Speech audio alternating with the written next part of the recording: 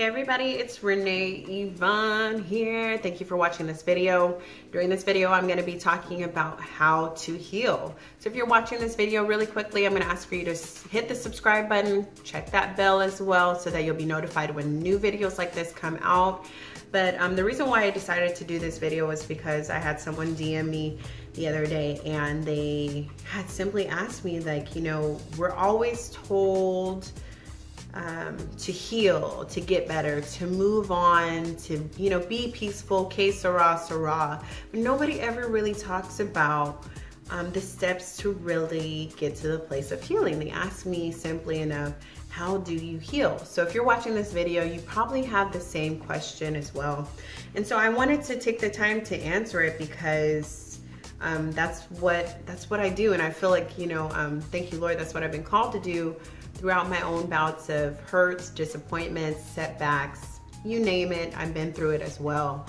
So I completely relate to this. And so I wanted to give you my opinions on what it takes in order to heal. So the first thing that I said, in order to heal, you need to connect to community. Once again, in order to heal, you have to connect to community. And it's so interesting because I can recall individually, you know, just personally going through things where the first thing I wanted to do was shut down. I wanted to isolate, shut the curtains, you know, I stopped eating, I you know, went into depression. I just wanted to be left alone. It's like I just wanted to be all in my feelings and just isolate and not be bothered with anybody. And that's exactly what you don't want to do. You want to connect to community. Connecting to community is going to deposit a lot of components that are going to be healthy for your mind, body, and soul. You never know when you connect with somebody, they might have a word for you that's encouraging, a word from God. They might have a testimony that you need to hear. You might be encountering laughter, you know, just holding hands and walking and doing life with people is not an easy thing, but it's always a necessary thing. Don't isolate, connect to your community. The next thing I wanted to say, in order to heal, we have to pray. Like, we have to have a prayer life. It's so important. It's funny because we'll oftentimes go and, you know, and solicit for prayer, like, okay, pray for me, but like, are you praying for yourself? Oftentimes we run into situations where we don't feel like praying, and it's in those moments where we need to be praying.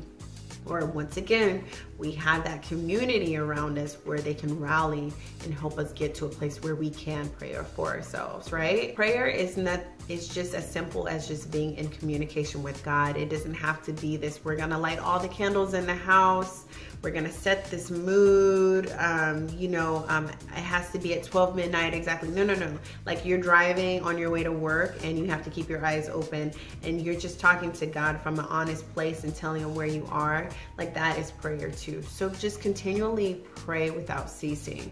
Talk to God about this. Like, Lord, I really need to heal. I want to heal. I don't want to feel this way. I want to get better and I don't know what to do. So pray.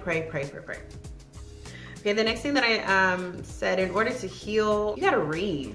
So a lot of it is like, you know, we're waiting to hear from God, like we're waiting to hear discern from the Holy Spirit. There's so many different ways that you can encounter God in life that reading is so important as well. So reading is so powerful that it has the ability to change your thoughts. When we go to school and we go to learn, what are we doing? We're opening up books and we're reading, because reading is powerful. And so make sure that you're filling your mind up with powerful devotionals on a daily basis, which I'm gonna go ahead and plug my devotional, the Heartbreak Remedy Devotional, which you can download off of iTunes and also Google Play Store, and you can download that through Barnes & Noble. So you can get that today and start reading a nice devotional. There's also other applications that are out there where you can read a free daily devotional as well. Read and get your mind fix on the word, because in the word is truth. In the word there's peace. In the word there's going to be a lot of healing that you'll need. And the more that you're fighting to not do it, the more that you're missing out on the opportunity to heal. So read the word. Read the word. God speaks to us through the word. You know, the word is timeless. So there's not a season in your life where there won't ever be something in the Bible that will apply to it. There's a word in the Bible that is for you. And the only way that you'll ever be able to find it or encounter it or have that transformation in order to heal is by opening up the word and being willing to read it.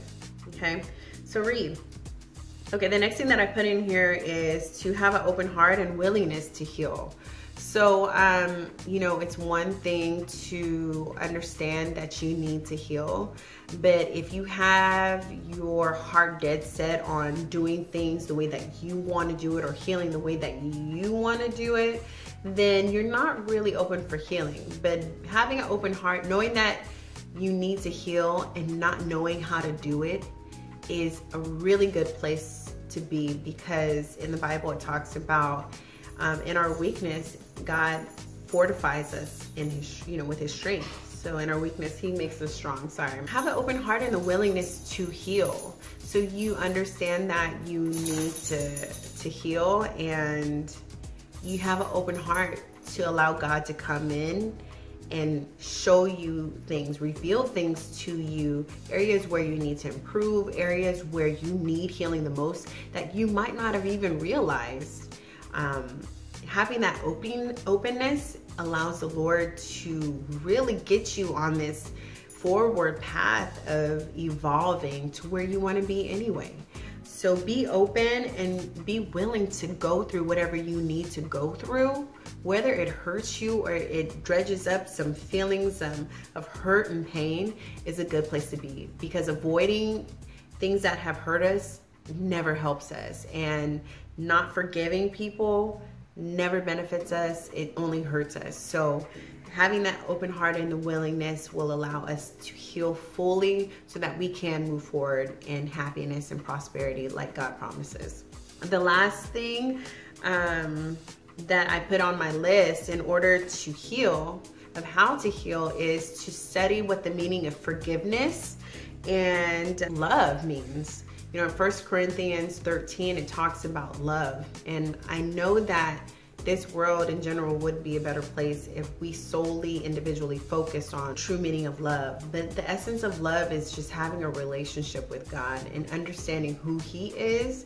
And that's one way of understanding. But reading 1 Corinthians 13 is amazing. It would be a great place for you to start.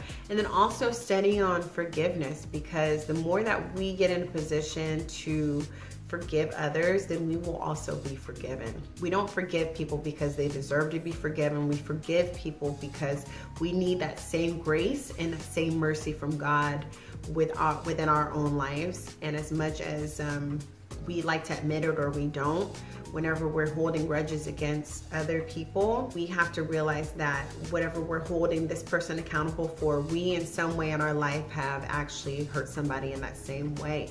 They might not have ever said anything to you, but it's the truth. I hope that each and every single one of these points have been helpful for you. If they were, go ahead and click the like button. Make sure you subscribe to the Renew with Renee channel so I can go ahead and answer more of your amazing questions and provide you with all the support that you need in order to become better and not better. Thank you so much for watching, y'all. Be blessed.